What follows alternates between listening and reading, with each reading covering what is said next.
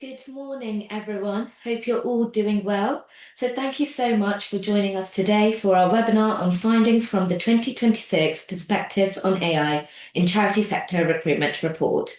And it's great to have so many of you on the call.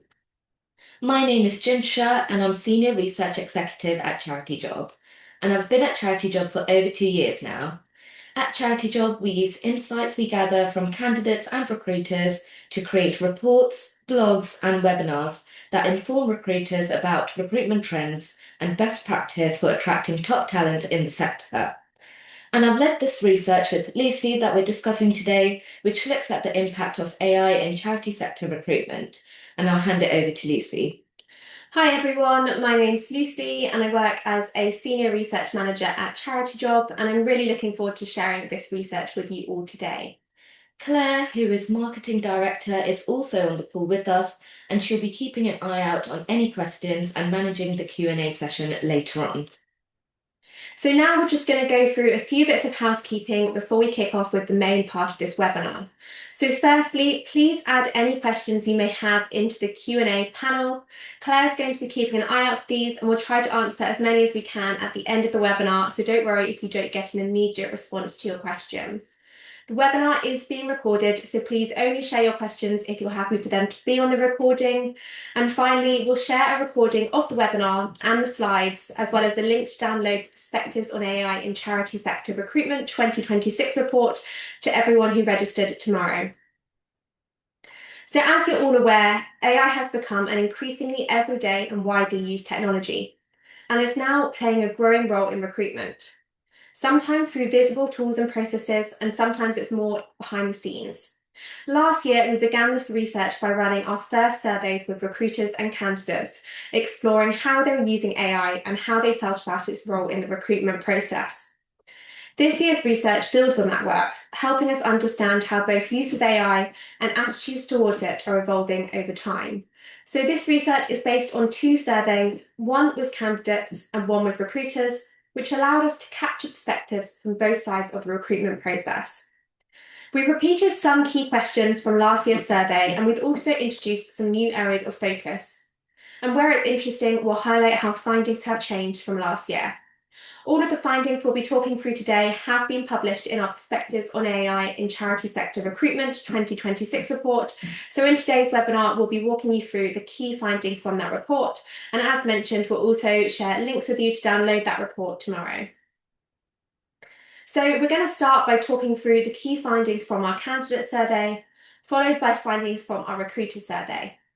We'll then wrap up with some key takeaways before opening up the Q&A at the end of the webinar. So, firstly, going through the candidate survey findings. So, we surveyed over 3,200 candidates to ask them about their views on AI, as well as how or if they use it in the job application process.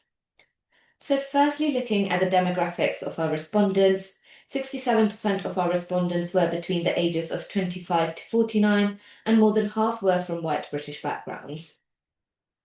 41% of our respondents worked in the charity sector, and this was followed by 28% in the private sector. And two-thirds of our respondents were female.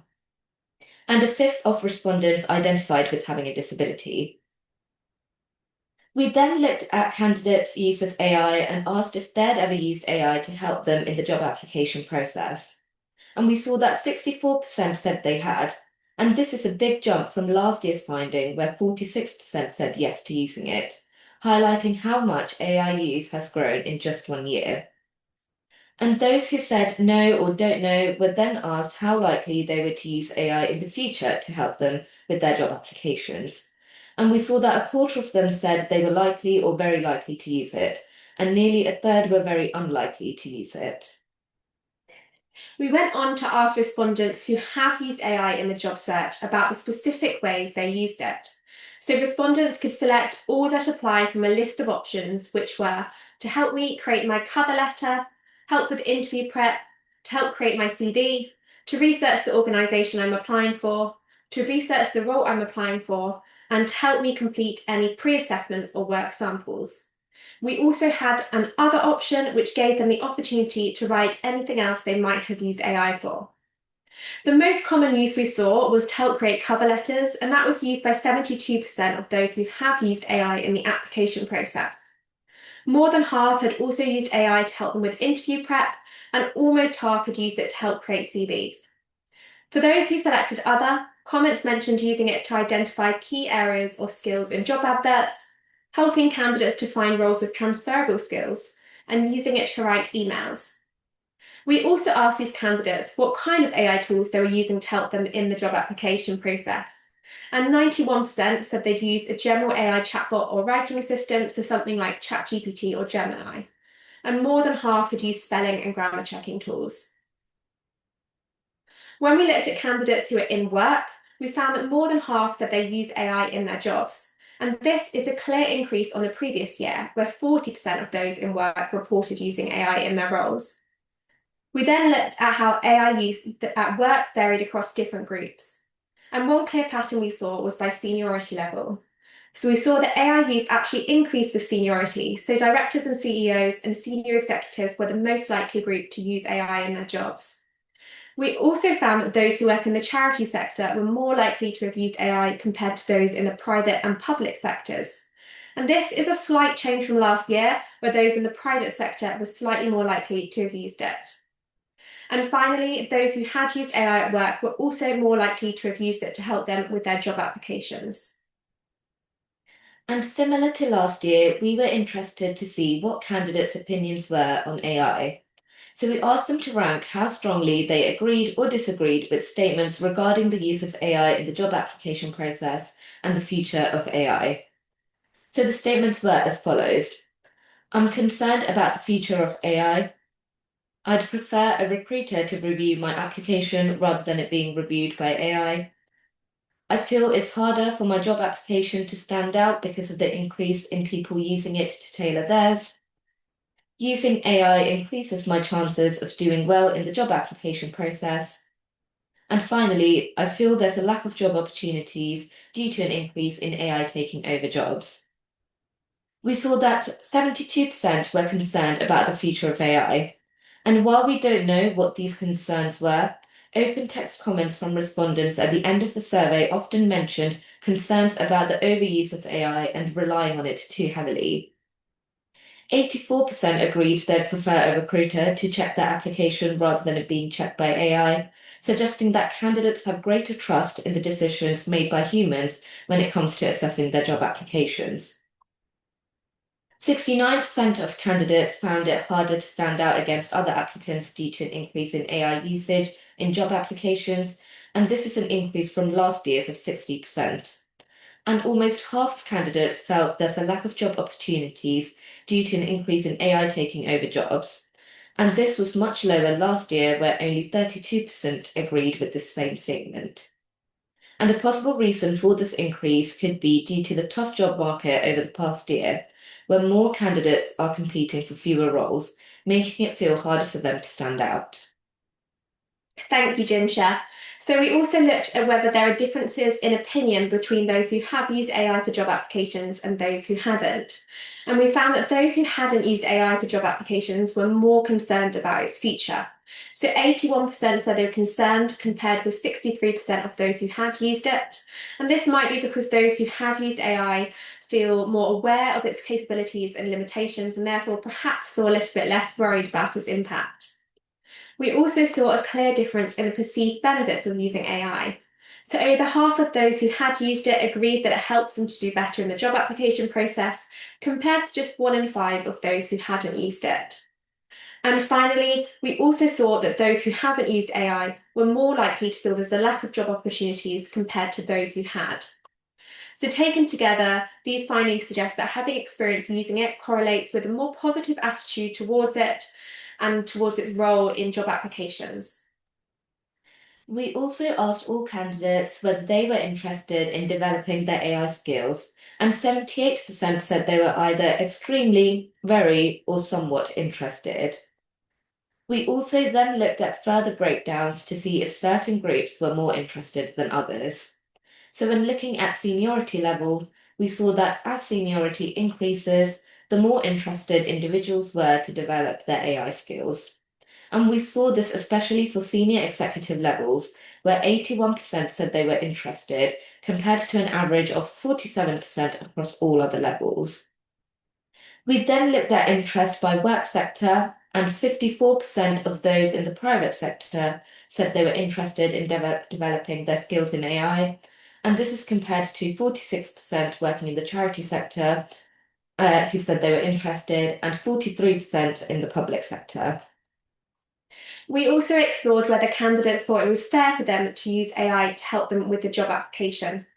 And more than half, so 54%, agreed that it was fair to use AI to assist them, and this is slightly up from last year, where 49% agreed.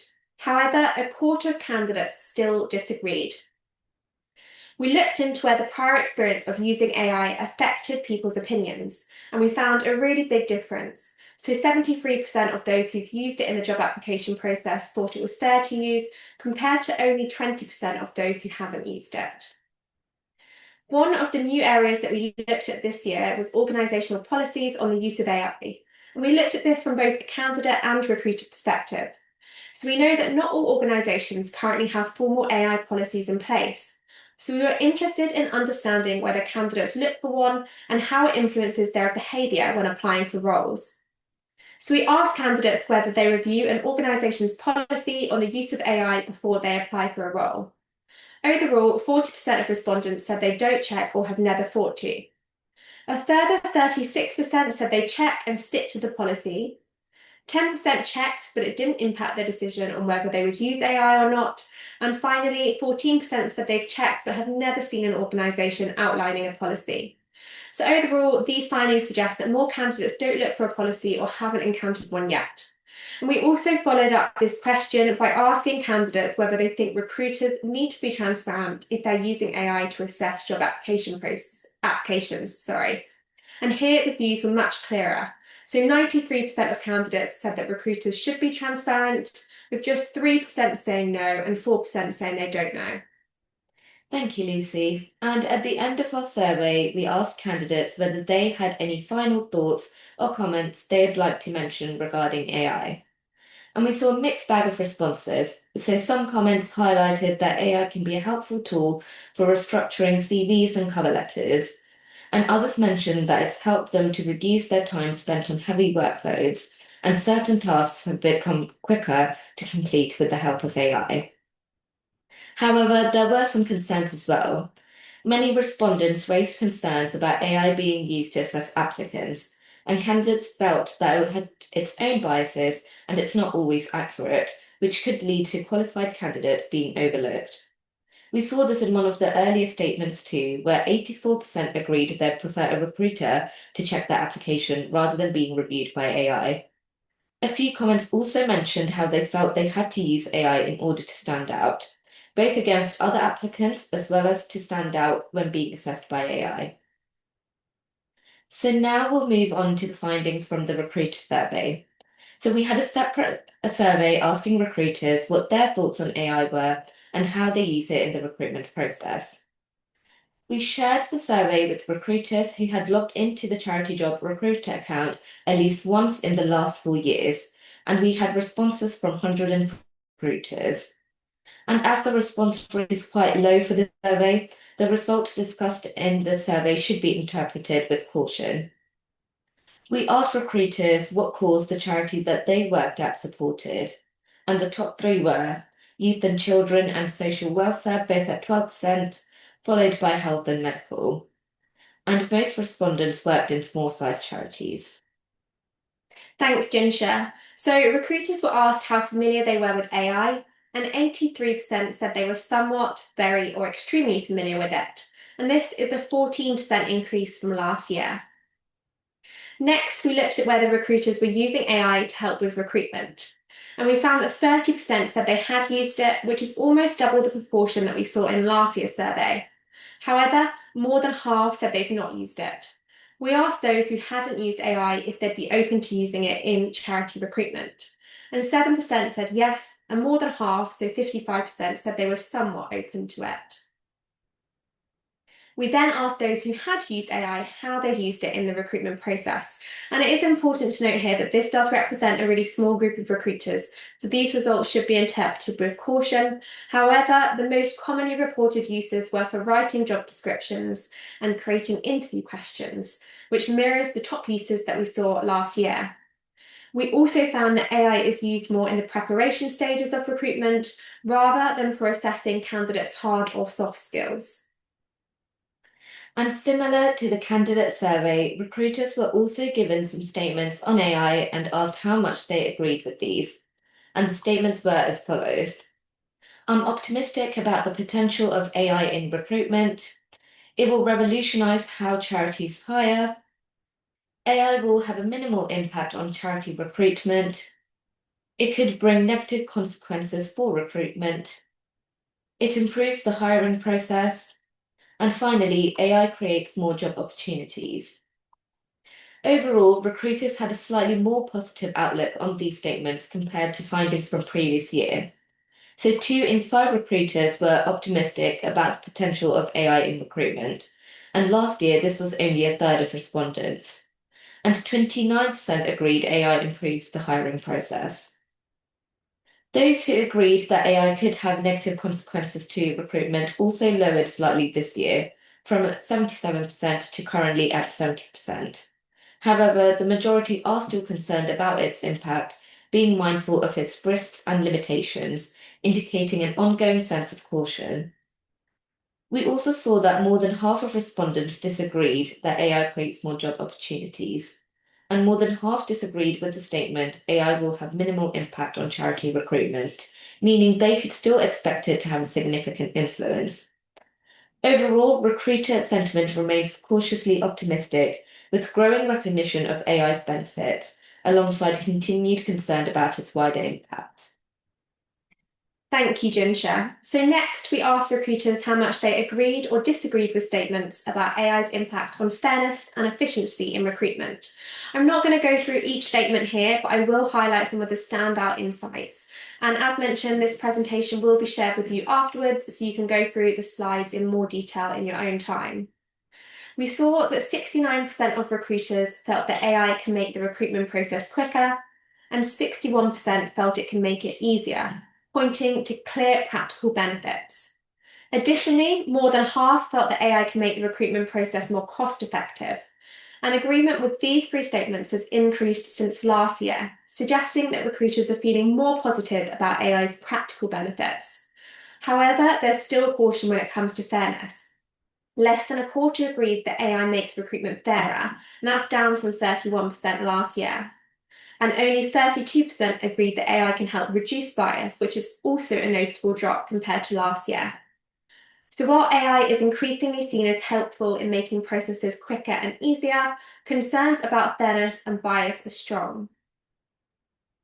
We asked all respondents, so both those who had used AI and those who hadn't as well, where they thought AI could be beneficial in recruitment. And the top answers were writing job descriptions, with 67% thinking it could be useful for this, and that was closely followed by recording and transcribing or summarising interviews with 65%, and then creating interview questions with 64%. And in line with last year's findings, recruiters do tend to feel that AI is more beneficial for the tasks that happen before the interview stage. We also asked recruiters which areas they thought AI shouldn't be used for. And final decision making was the most common selection with 89%, and that was followed by offer negotiation at 70%. Interestingly, views were mixed on using AI for CV and cover letter screening, with similar proportions feeling that it could be beneficial for this, and also that AI shouldn't be used for this. We then asked recruiters if they trust AI and the decisions it makes in the recruitment process. And we saw that trust has increased slightly. So this year, 19% said they were likely to trust its decisions, and that's compared to 11% last year. At the same time, the proportion of those who said they were unlikely to trust it fell from 47% to 32%. So overall, we're seeing a gradual increase in trust. However, there's still a clear sense of caution around relying on AI in recruitment. And this year, we decided to explore the policies and guidelines around AI in organisations. both for them and candidates as well. So, firstly, we asked if organizations have a policy or guidelines regarding the use of AI in their recruitment process. And for majority, they didn't have any policies, and only 15% said they did.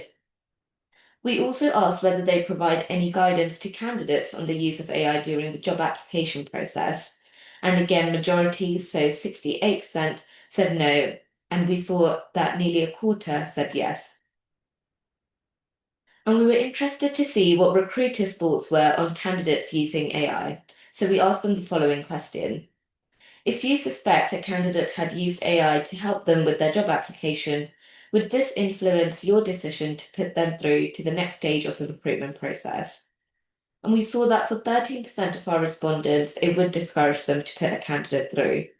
And 72% said it might influence their decision, but they would still consider their application.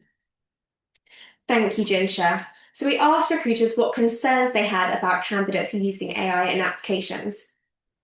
Three-quarters said that it can hide a candidate's true skills or personality.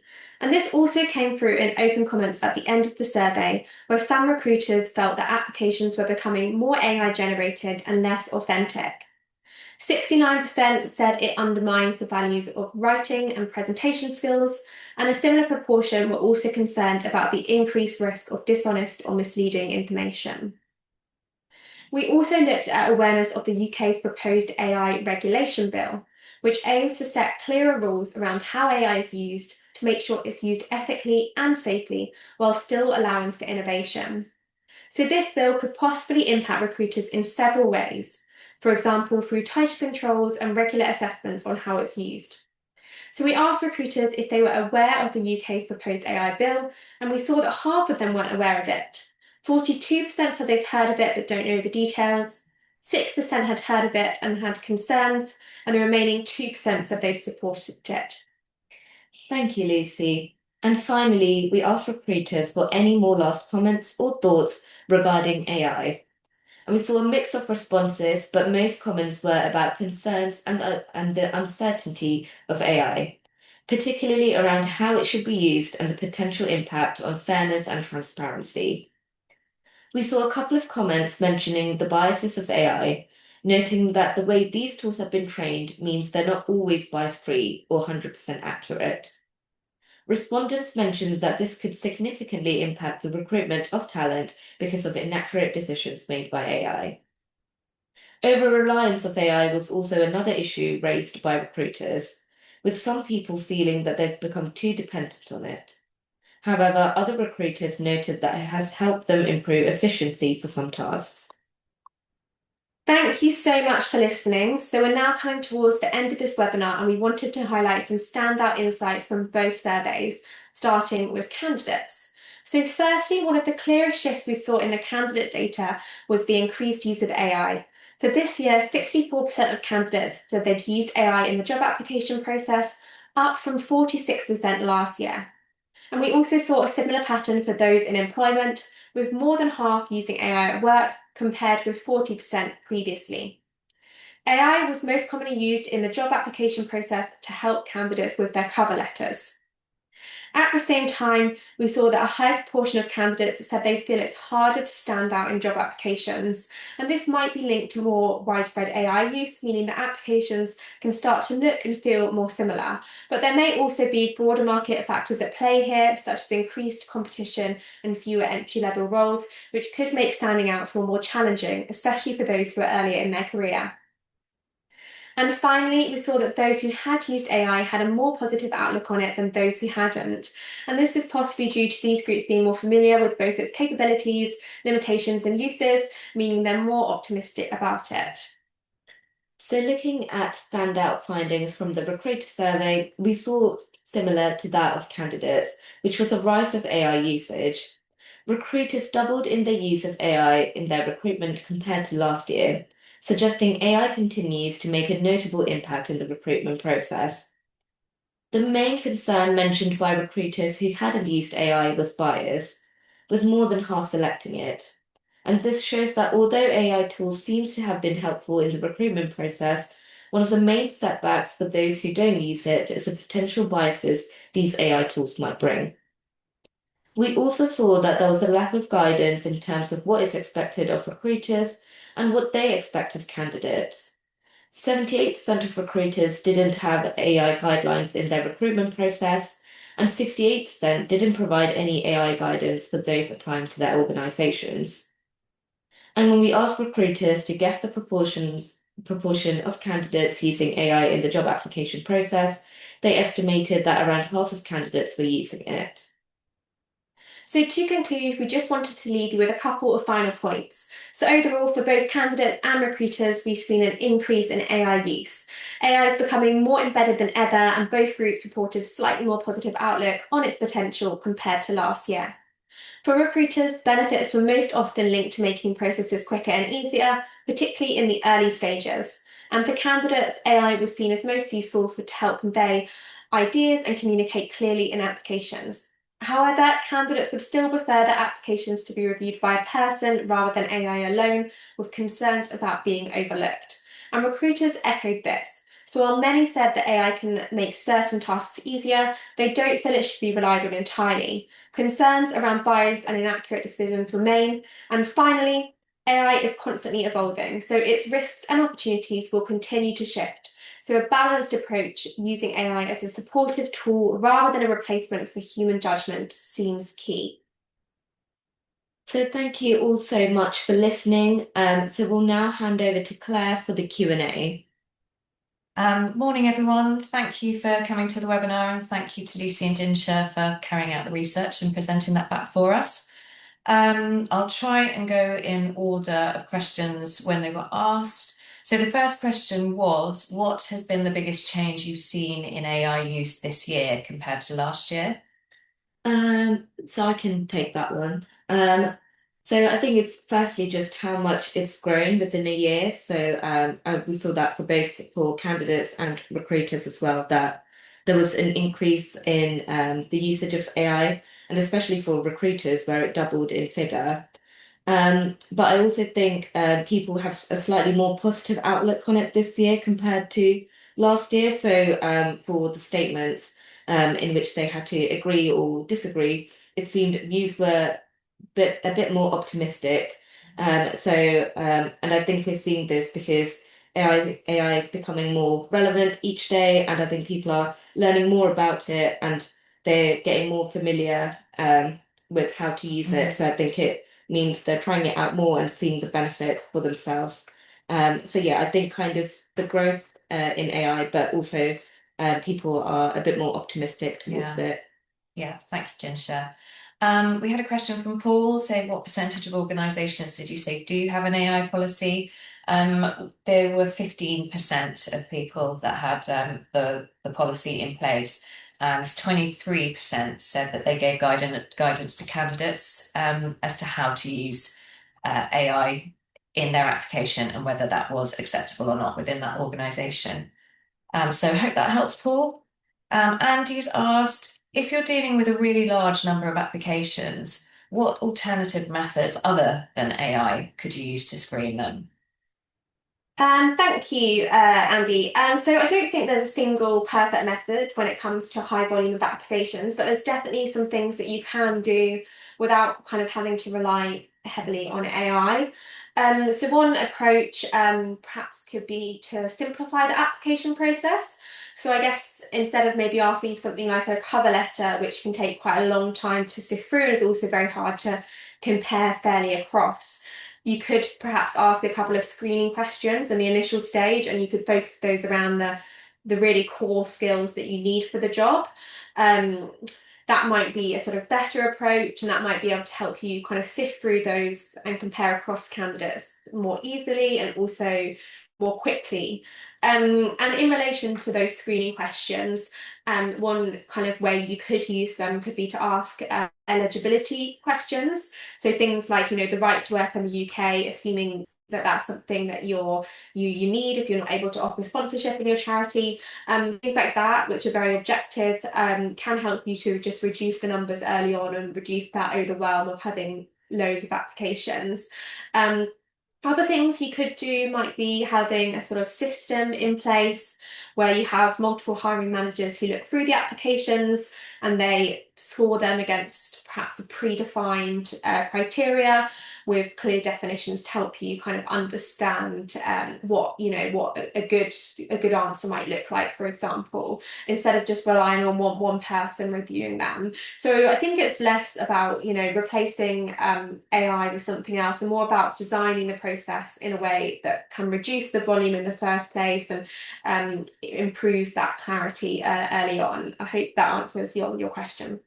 Thank you, Lucy. There was one question actually I missed at the top. Did you also ask these people to confirm if they'd done better at interviews or they'd received more job offers when using AI versus not having used it in the application process?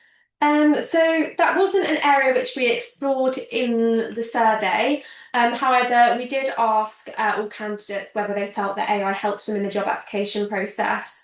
And I can't remember the exact stat, we can check that, but those who had used AI felt that it had helped them, they could help them compared to those who hadn't used it, who were much less likely to think that it would help them. So yeah, so we aren't able to give kind of exact figures on that, but it does seem that those who use it are fairly positive about its how it can support them. Mhm. Thank you.